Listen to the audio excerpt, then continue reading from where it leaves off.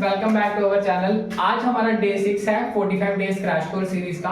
आज हम आपके साथ एक्सरसाइज 7.2 के मोस्ट एक्सपेक्टेड क्वेश्चन सॉल्व करेंगे जो कि पेपर में आने के चांसेस हैं। Let's look at the question. If a and b are 0, -2, -2 and 2, -4, find the coordinates of p such that AP is equal to 3/7 AB and p lies on the line segment AB। Means एक line segment आपके पास जो कि AB की formation में है और peak point उस पे लाई करता है। अब बात है कोऑर्डिनेट्स की, तो सेक्शन फार्मूला यूज होगा, बट सेक्शन फार्मूला के लिए M1 और M2 की नीड पड़ती है। पहले उसे हम फ्रेम करेंगे। लिखा हुआ है AP is equal to 3/7 AB। ये 7 इधर चला जाएगा, 7 AP is equal to 3 AB। AP के नीचे AB, अल्फाबेट्स एक तरफ, नंबर्स एक तरफ। AB बड़ी लाइन है तो ऊपर रखेंगे और नीचे AP आ जाएगा, 7 ऊपर चला जाएगा, 3 नीचे आ जाएगा। अगर हम फिगर में देखें, ये जो AB है ये दो पार्ट से बना है, AP plus PB। AP plus PB के नीचे AP is equal to 7/3।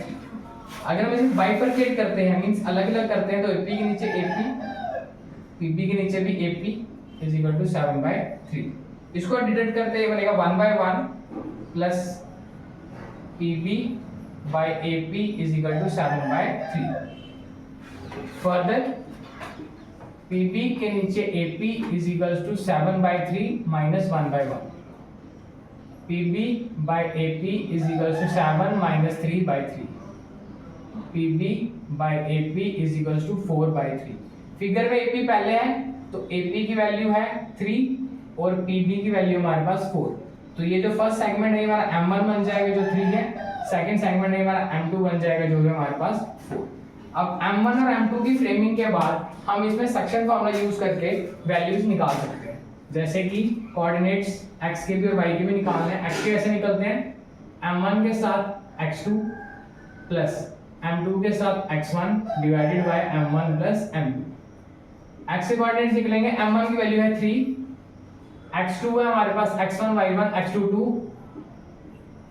m2 की वैल्यू है 4, x1 की वैल्यू है -2 और ये आ जाएगा 3 + 4। ये बनेगा 6 -6 -8/7। x की वैल्यू आ जाएगी -2/7। सेम तरीके से जैसे हमने x के कोऑर्डिनेट्स निकाले हैं, आप y के कोऑर्डिनेट्स भी फ्रेम कर सकते हो। तो चलो लेट्स रिकैप दिस क्वेश्चन। लिखा है a और b के पॉइंट्स आपको दिए हुए हैं, कोऑर्डिनेट्स निकालने हैं, बट M1 और M2 एक फ्रैक्शन में दिया है जिसे हमें सॉल्व करना है। लिखा है AP is equal to 3/7 AP। ये 7 इधर मल्टीप्लाई होगा, 7 AP is equal to 3 AP। Alphabets एक तरफ किए, नंबर्स एक तरफ चलेंगे।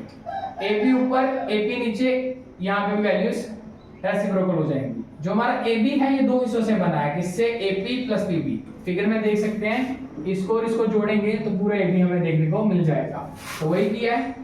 रिडक्शन करने के बाद फर्दर कैलकुलेशन पे जो हमारा M1 निकल के आ रहा है वो 3 और M2 निकल के आ रहा है वो 4 है।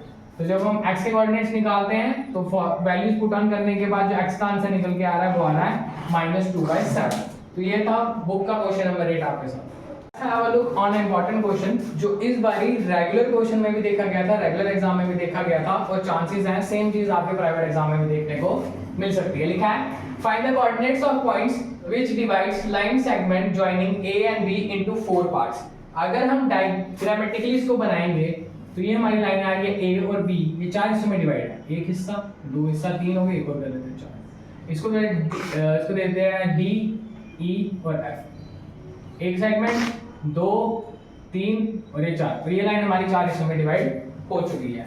इसके जो पॉइंट्स दिए हुए हैं ये दिए हैं -2 और 2 और इसके दिए हुए हैं 2 और 8। बीच के हमारे पास नहीं है। अगर हम इस फिगर को गौर से देखें, थोड़ा सा ऑब्जर्व करें, तो A और B का मिड पॉइंट आ रहा है हमारे पास E। क्योंकि अगर A से E जाएंगे, E से B जाएंगे तो E किसका मिड पॉइंट हो रहा है? A और B का। तो लिखेंगे हम मिड पॉइंट ऑफ AB। वो क्या आ रहा है हमारे पास? पॉइंट का नाम है हमारे पास E। तो इसके कोऑर्डिनेट्स कैसे निकलेंगे? मिड पॉइंट में हमने एक चीज सीखी है, यहां का फर्स्ट और यहां का फर्स्ट डिवाइड होगा 2 से, यहां का सेकंड, वहां का सेकंड डिवाइड होगा 2 से। ये बनेगा 0/2 और ये बनेगा 10/2। जो ई के कोऑर्डिनेट्स निकल के आ रहे हैं वो आ रहे हैं 0 और 5। तो इसके अकॉर्डिंग हमने ई के कोऑर्डिनेट्स निकाल लिए हैं, जो हमारा क्या आ रहा है, एक आ रहा है 0 और एक आ रहा है 5। फर्स्ट केस हमारा कंप्लीट हो जाएगा। सेकंड की बारी होती है inline A. Inline A mid point is D. अगर हम ए लाइन को पकड़े तो हमारा मिड पॉइंट इस टाइम डी आ रहा है। तो डी के कोऑर्डिनेट्स, यहां का फर्स्ट क्या है -2, वहां का फर्स्ट क्या है 0 डिवाइड बाय 2, यहां का सेकंड क्या है 2, वहां का सेकंड क्या है 5 डिवाइड बाय 2। जब हम इसे फर्दर कैरी करेंगे 0 प्लस -2 तो आएगा -2 बाय 2 7/2। तो जो d के कोऑर्डिनेट्स निकल के आ रहे हैं वो आ रहा है -1 और 7/2। तो हमने अभी तक e के भी पॉइंट्स फॉलो कर लिए, d के भी पॉइंट्स फॉलो कर लिए। अब बारी किसकी आएगी, e और b लाइन में। In line EB mid point क्या है हमारे पास, f। तो कोऑर्डिनेट्स ऑफ f कैसे निकलेंगे, यहां का फर्स्ट क्या है 0, वहां का फर्स्ट क्या है 2, डिवाइड करेंगे 2 के साथ। यहां का फर्स्ट क्या है 5, वहां का सेकंड क्या है 8, डिवाइड करेंगे 2 के साथ। f के कोऑर्डिनेट्स आएंगे 2/2 और इसके आएंगे 13/2। तो जो f के कोऑर्डिनेट्स निकल के आ रहे हैं वो आ रहे हैं 1 और 13/2, 1 और 13/2। और d के आ रहे थे हमारे पास -1 और 7/2। इस तरह से जो लाइन डिवाइडेड इनटू 4 पार्ट्स है, ये एक इंपॉर्टेंट क्वेश्चन आपके एग्जाम पर्सपेक्टिव से। उसे सॉल्व कैसे करना है, पूरी लाइन का मिड पॉइंट e है, तो यहाँ का फर्स्ट डिवाइड करके 2 के साथ हमारे पास आ जाएगा 0, वहां का सेकंड प्लस करके आ जाएगा 2 के साथ डिवाइड करके 5।